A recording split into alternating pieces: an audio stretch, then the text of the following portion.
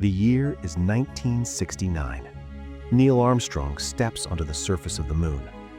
The world watches in disbelief, in pride, in tears. It is the single greatest technological achievement in human history. And the man who built the rocket that got him there was a former Nazi. World War II ended in the spring of 1945. 50 million people dead. Europe reduced to rubble. The Third Reich collapsed. And as American soldiers pushed into Germany, they weren't just looking for survivors. They were looking for secrets. Scientific secrets, weapons, technology so advanced it had given Nazi Germany an edge the Allies had never anticipated. Because while the world had been focused on the death camps and the battlefields, something else had been happening deep inside the German war machine, something that would change the course of human history. The United States government called it Operation Paperclip, and for decades, it was buried. To understand Operation Paperclip, you have to understand what America found when the war ended. Inside the mountains of Nordhausen, Germany, Allied forces discovered the Mittelwerk, an underground factory built by slave labor, carved directly into the earth, where thousands of prisoners from the Dora concentration camp had been worked to death building rockets. The V-2 rocket, the world's first long-range ballistic missile, capable of carrying a 1-ton warhead, faster than sound, unstoppable once launched. The Nazis had rained over 3,000 of them onto London and Antwerp. And the man behind it all was Wernher von Braun, a 33-year-old genius, charismatic, visionary, and a card-carrying member of the Nazi Party and the SS. The United States government had a choice to make: prosecute these men as war criminals, or recruit them. They chose recruitment. In the spring of 1945, a secret directive was issued from Washington. It was simple, and it was ruthless. Find the German scientists. Get them out, before the Soviets do. The Cold War hadn't officially started yet, but the men in Washington already knew what was coming. The Soviet Union had its own ambitions, and Stalin's intelligence services were racing through Germany, hunting the same scientists, the same files, the same technology.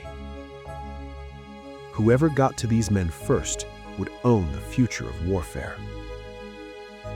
American intelligence officers from the Joint Intelligence Objectives Agency fanned out across defeated Germany with a mission and a list.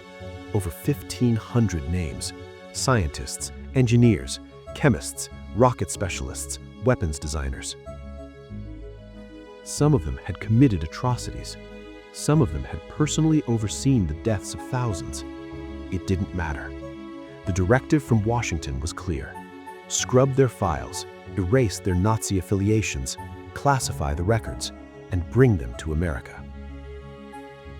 Paperclip, named for the actual paperclips used to attach fake biographical notes to the scientists' dossiers, was officially classified as top secret. The American public would not know, not for decades. Beginning in 1945 and continuing into the 1950s, over 1,600 German scientists, engineers, and technicians were brought to the United States under Operation Paperclip. They were given homes, salaries, security clearances. Many settled in Huntsville, Alabama, which locals began calling Rocket City. They were integrated into America's most sensitive military and scientific programs. Wernher von Braun went to work for the U.S. Army. He built the Redstone rocket, the same rocket that would later launch America's first satellite into orbit. He would go on to lead NASA's Marshall Flight Center and design the Saturn V, the rocket that carried Apollo 11 to the moon. But von Braun wasn't alone.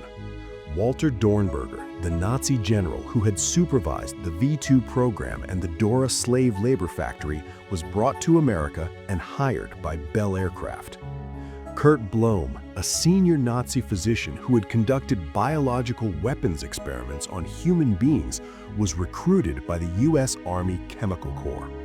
Hubertus Strughold, known as the father of space medicine, had been a member of the Nazi medical establishment during the war.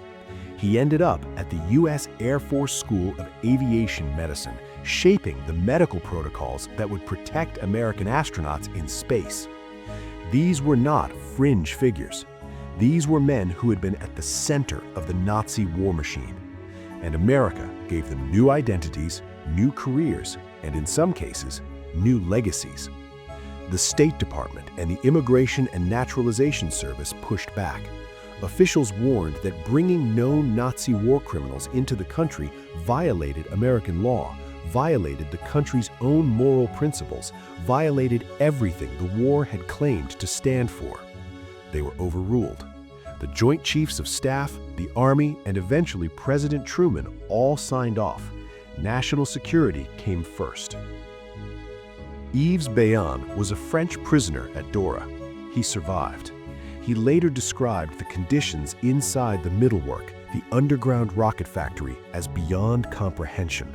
Prisoners worked around the clock in freezing tunnels, breathing toxic fumes, hauling steel and fuel in conditions designed to kill them slowly. Over 20,000 prisoners died building the V-2. More people died building it than were killed by it when it was launched. And the man who oversaw that factory, who walked those tunnels, who wore the SS uniform and signed the work orders, was given a life of comfort in Huntsville, Alabama. A house with a lawn, a government salary, a NASA office with his name on the door. When Wernher von Braun died in 1977, he was celebrated as a visionary, a pioneer, an American hero. The survivors of Dora were not asked to speak at his funeral. This is the part of the story that gets left out of the textbooks. The men who walked on the moon were carried there by a rocket built by a man who walked through a death camp. Both of those things are true, and reckoning with both is the beginning of real history.